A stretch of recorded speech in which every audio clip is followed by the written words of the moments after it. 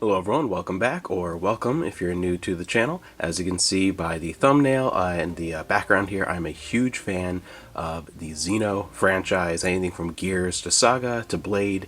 Always been a big fan ever since my dad bought me Xenogears when it first came out, right after we came back from one of our annual father-son camping trips. It was like this big surprise, and ever since then it has been right up there along with Final Fantasy and Shenmue as my favorite franchises and the things I love the most. And in this video, I'm going to be talking about my experience with Xenoblade Chronicles 3, put that right up front. And if you're new to my channel, I always do these very off the cuff, unrehearsed, but tried my best to avoid any real major spoilers. If I feel like I need to express something that's a little more of a spoiler, I will let you know beforehand. And just my general impressions and overall experience with the game, let you know what I feel and if I think you should check it out. And then for this one, I want to get a little bit further afterwards. I'm going to talk about a few more things in specific, comparing it to the other Xenoblade games, since this is sort of the end of at least this era, kind of trilogy for Xenoblade as the franchise moves forward. So first, getting into it, Xenoblade Chronicles 3, the general premise from a spoiler-free standpoint is these two warring factions made up of people with a 10-year lifespan. If they make it to 10 years without dying on the battlefield, they have a homecoming ceremony and their life force is returned to their particular queen. Otherwise, they die on the battlefield. They are competing for each other's life forces to draw them and fill what is called a flame clock that each one of their colonies, each one of their own individual units has, and that helps determine the level and prosperity of that particular colony. And that's really what this world is driven to, and this constant, endless 10-year cycle, the forever now. And the story really explores that concept and gets in depth much later on.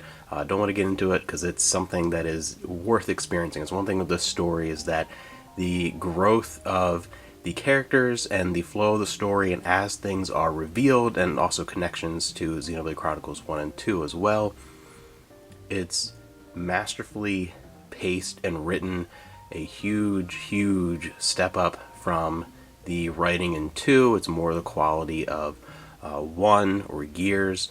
Really fascinating. It has the most thematic connections to Xenogears, I think, overall in the writing than any of the other previous ones. And this is, something that'll be in the trailers. It's not really a giveaway. Eventually, two groups, one from each side, are forced by certain circumstances to join forces and live outside the continuous, endless cycle and gain special abilities, be able to combine with the Ouroboros powers. As you've seen those, they turn into these almost mech-like creatures, but more organic when they are able to join together in combat. And that's a huge element, not just in the gameplay, but in the themes and the connections between the characters. You really get some good pairings between the two sides, one from each. And it goes from there. Go on this long journey and explore the world. And the world is also a fusion of these two realities. The environments are all these creative fusions of environments from Xenoblade 1 and 2. You'll see lots of little elements and fusions, or even some places directly right out of like a very special viewing point on a special fingertip for fans of the first Xenoblade. Lots of things in the background are even very approachable. It's a very creative world design, and it fits the story, like thematically. The structure of the world also resembles the structure of the story, which I think is really cool to see those mirrored, especially as you're exploring and finding more and more and realizing the connections and digging through the mystery of what exactly this world is, how it was formed, what is going on, and what is the deal with this endless cycle and this short 10-year lifespan, and the life force and the flame clocks, and every little detail is sprinkled out in a really great pace that moves along as the characters develop, because they are in this very naive nature where they in the beginning do not even have a comprehension, of course, of aging beyond that 10-year period. They do not have a concept of reproduction. They don't even, you see very early on even, they start to learn the idea of shame from nudity, and they start to learn the concept of what is a child, and more elements of like romantic love and growth and how those things prosper, and the idea of family and the idea of finding purpose in life is also a huge part of this, and finding your own path. It's really woven very well into the writing, and that pacing is a big part of this, because the pacing quality is also displayed in the gameplay.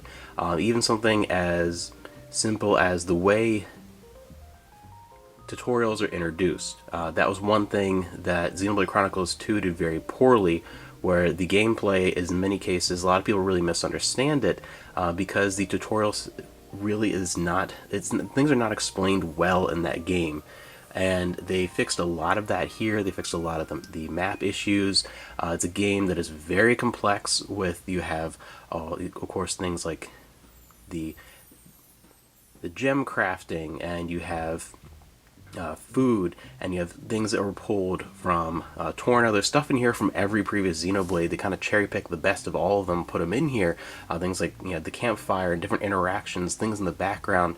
But in the gameplay, you also have not only your base attacks and the Ouroboros joinings, and you have chain attacks and all those elements that are very familiar, and of course the Ouroboros thing new adds a whole nother element.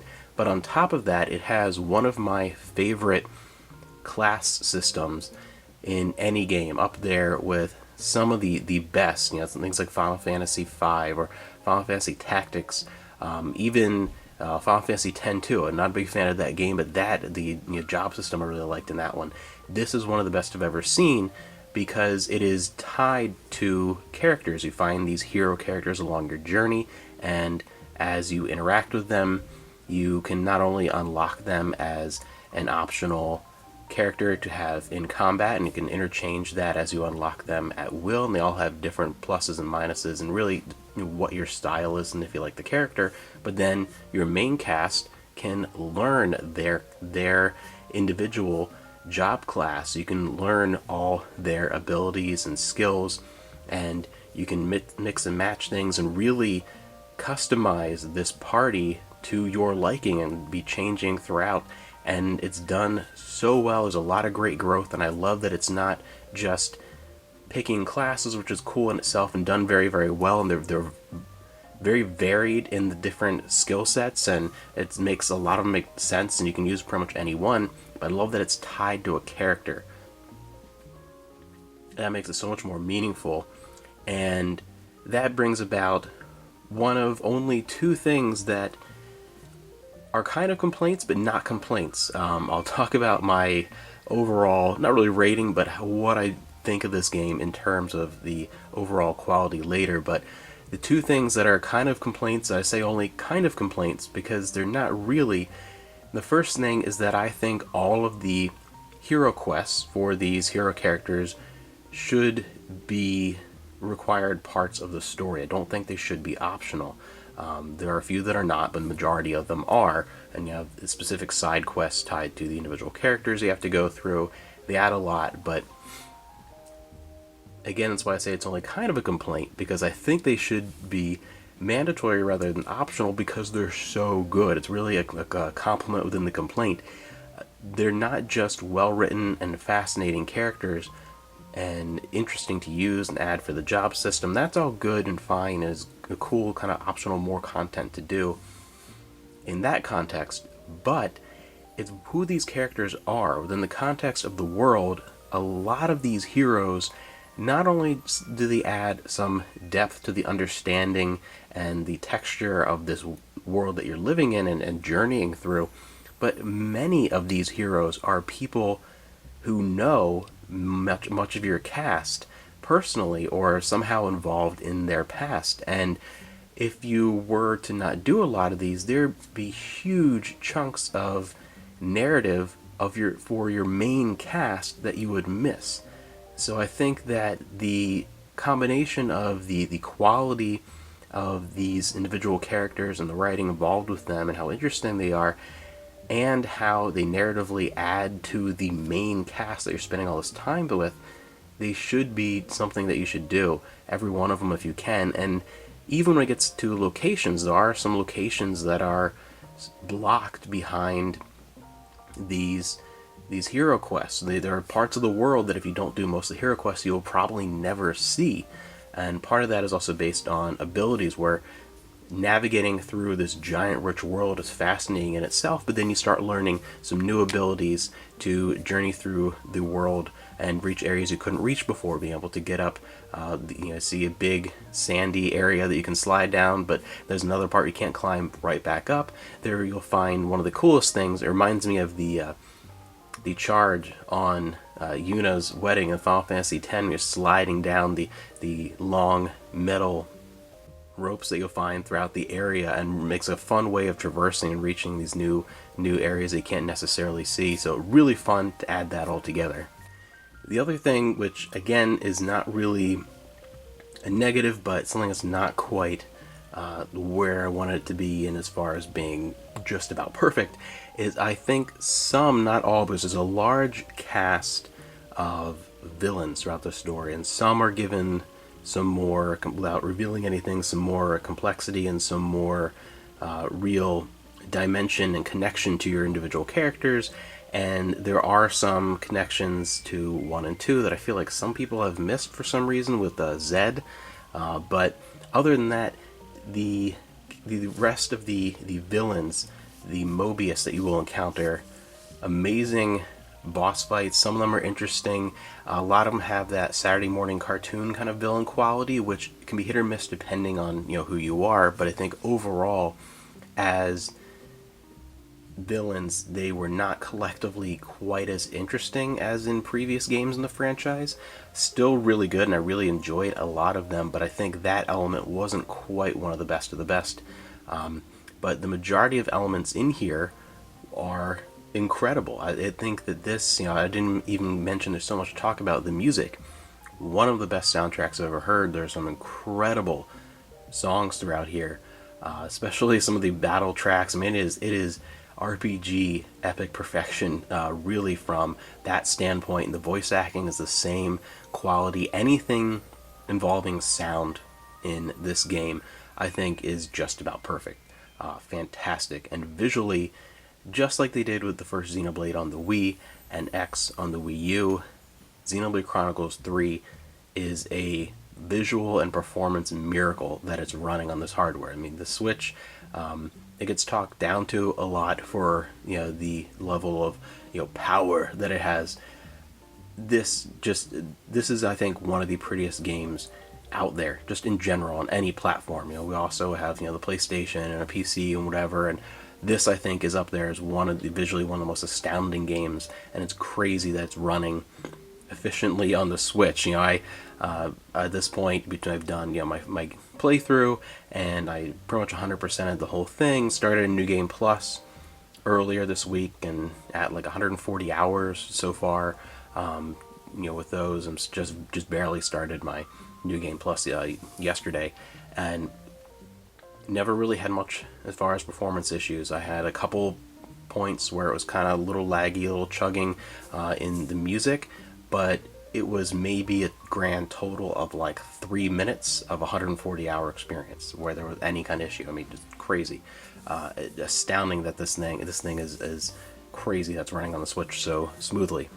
And speaking more specifically about the cast of characters, this is one of the rare occasions where there's not a single person in the main cast that I am ambivalent towards or dislike. I like everyone, some more than others, but I love the interactions. I think they are very fleshed out.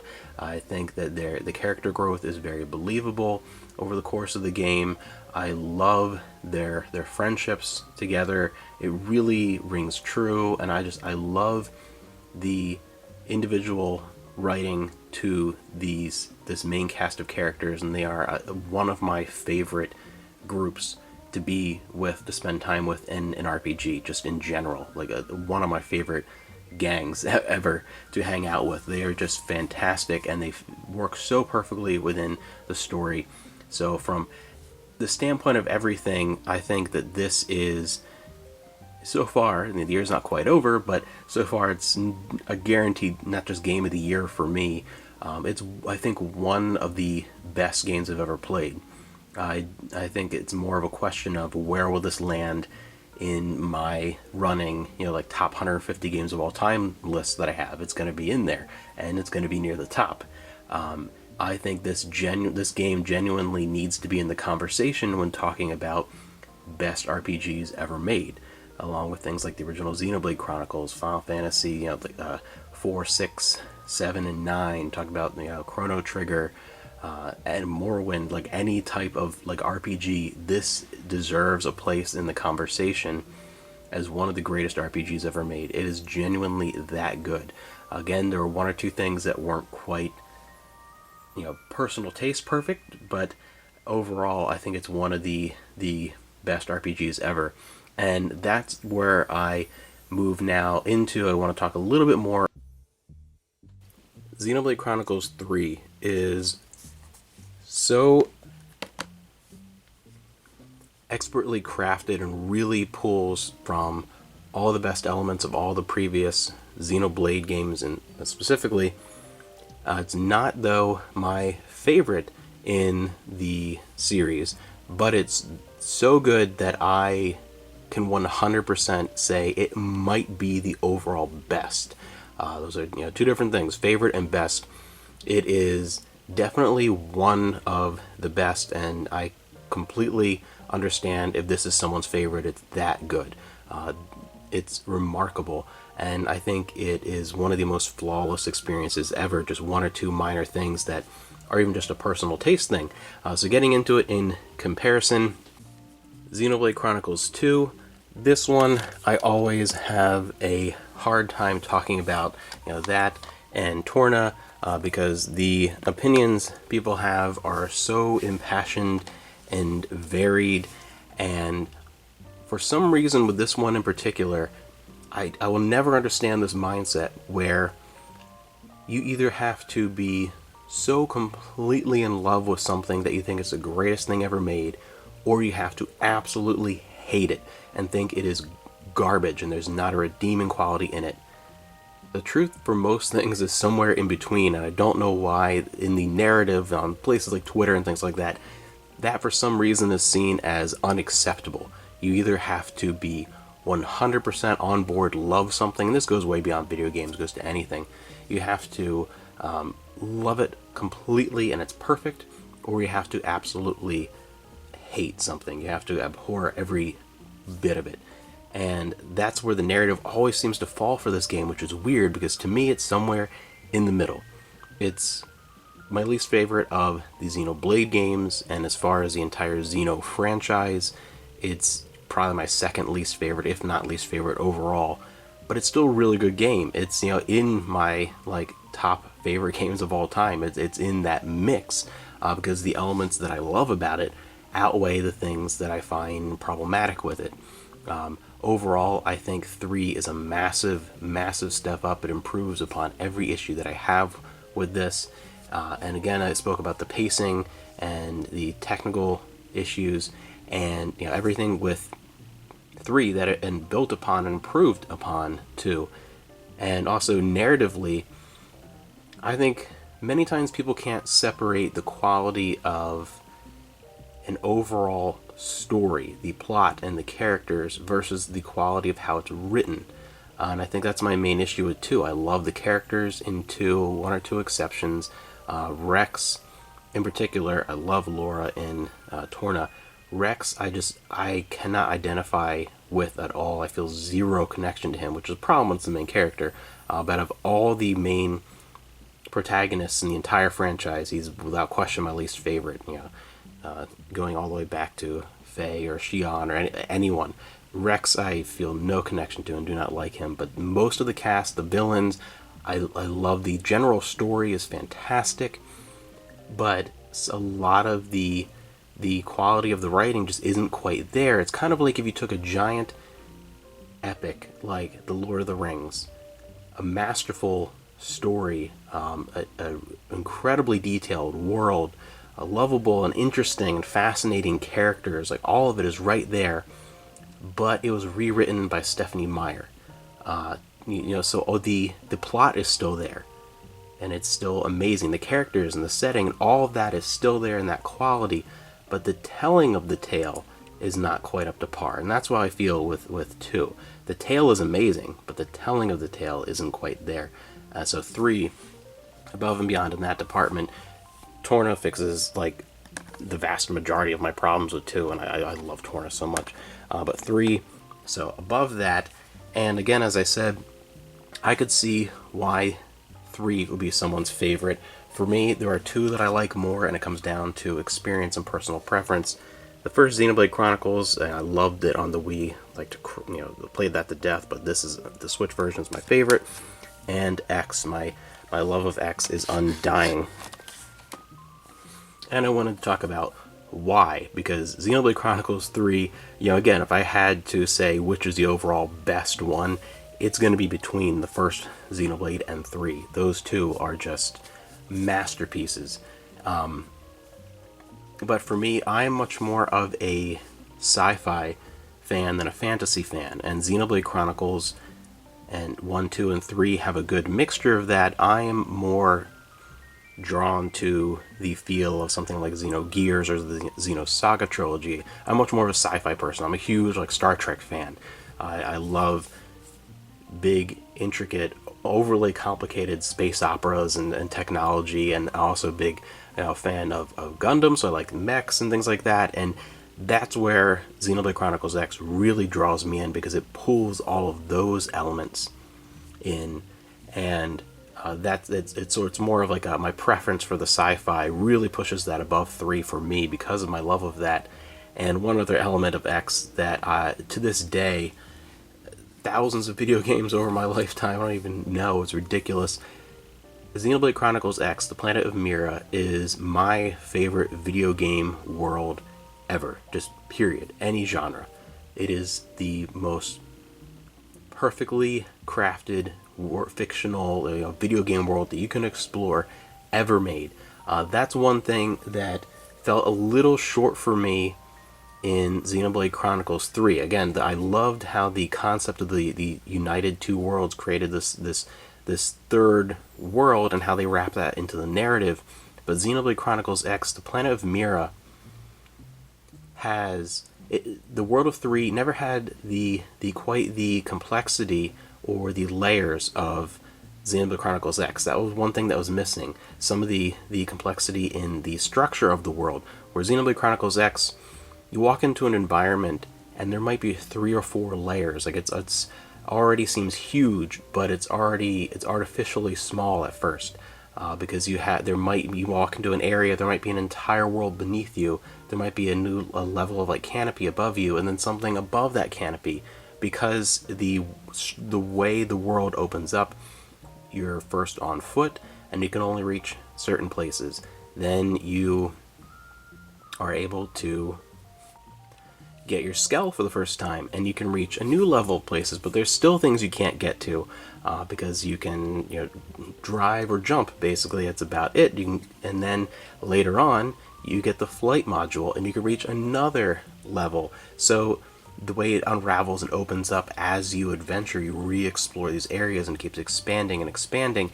And the one thing that 3 was missing for me, that is just a personal taste thing, is that it never reached, again, the complexity of the environments, but also that feeling after playing for 100 hours or so of 100% complete just freedom of exploration that you get eventually when you get the flight module. The world is just open to you entirely, and I love earning that freedom over a long period of time and then reaching that and that feeling was missing for me from 3. That's one thing with the exploration that I like better about X. And Xenoblade Chronicles, the original, it would be my second favorite in terms of the actual physical exploration of the world and the structure, but I think it is the best world concept ever. I love the Bionis and the Mechanis, and the way this huge world, these environments are structured, it genuinely feels like you are crawling up and down and through and living on these giant structures, these beings. You're living on these titans. It really feels like that. The way it's designed is amazing. I think it's the greatest concept ever, and the beauty of these environments and the way there's also the way of the design, the planet mirror, everything flows together perfectly and is just one giant world. The first Xenoblade, it's a little more comprised of connected, isolated areas, but each one of those areas, not only was there a great flow through and connection, they all had such a powerful individual identity that just immediately each area felt not expertly connected, but unique and memorable and wonderful. And one thing about the world design of 3, I loved it, and it is gorgeous and it's fascinating to explore, but it missed a little bit of that individual identity through each of the areas. My favorite was a sea area that you get to later, and one of the new things added to the series with a boat that you get to explore. I loved being able to explore all that. That was probably my favorite area in the entire game. But overall, it missed a little bit of the impact. Some of the individual areas, they didn't have quite the memorable impact of the first game, and again, the exploration never reached that level of complexity and freedom from X. Xenoblade Chronicles, the first one will always be, I think it will always be my favorite game of all time. I don't think anything will ever touch it, not just because I love the concept and the structure and the world, the cast. Shulk is one of my favorite protagonists ever. I identify so much with so many of the characters in the first Xenoblade. I really just, this personal connection to a lot of them, but the emotional impact, no game has had that same emotional impact that game has had on me. Just that first time putting it in and playing it just completely took me in and blew me away, and I've been searching for that, and the closest I've come to is Xenoblade Chronicles X since then, at that point. And 3 is the closest that I've come since then. With any other games, just it really is one of the best experiences I've ever had. Again, I think it's a huge jump up from 2. I 100% would understand if this is someone's favorite game in the franchise. I could totally get it. If someone's like, this is my favorite game of all time, I'm like, right on. That is an awesome pick, because it is a fantastic game. But the personal connection and emotional experience with 1, for me, it's still my favorite. And there's just something about the exploration and world building of Mira that has not been surpassed. And then on top of that, the sci-fi aesthetic is just a personal interest there for me. So overall, for me, for the franchise, it's my 3rd favorite of the Xenoblade games, and is pretty high up, but kind of the middle for me overall for the entire franchise, which include Gears and X. And at a later date, I'll be doing an updated favorite games of all time, much shorter, probably top 50 or whatever. I'm looking probably next year, once a few more things come out, some cool things that I've played, to see where this eventually lands, because I think for Xenoblade Chronicles 3, highly recommend it.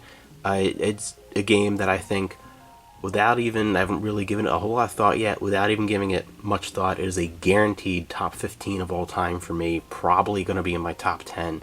It is spectacular, amazing. You should play it. Definitely check it out. I do suggest you don't necessarily have to have played 1 and 2 before playing 3, but you're going to miss a lot, because it is a connection of those first 2 and really kind of wraps them up. I really suggest you play them. And next summer, we're going to be getting a story expansion that they say is going to be a level of Torna. So it's going to be huge. Torna is amazing. I love what they did with that. It's such I wish that level of quality was in the base game. But yeah, fantastic franchise. I absolutely love it. This is more about just the Blade games, not getting into the Gears and Saga in this video. It's been long enough. Xenoblade Chronicles 3, get it. It is amazing. It's not only the best RPG of the year, it's probably the best game of the year, and is honestly one of the best RPGs ever made. It's fantastic.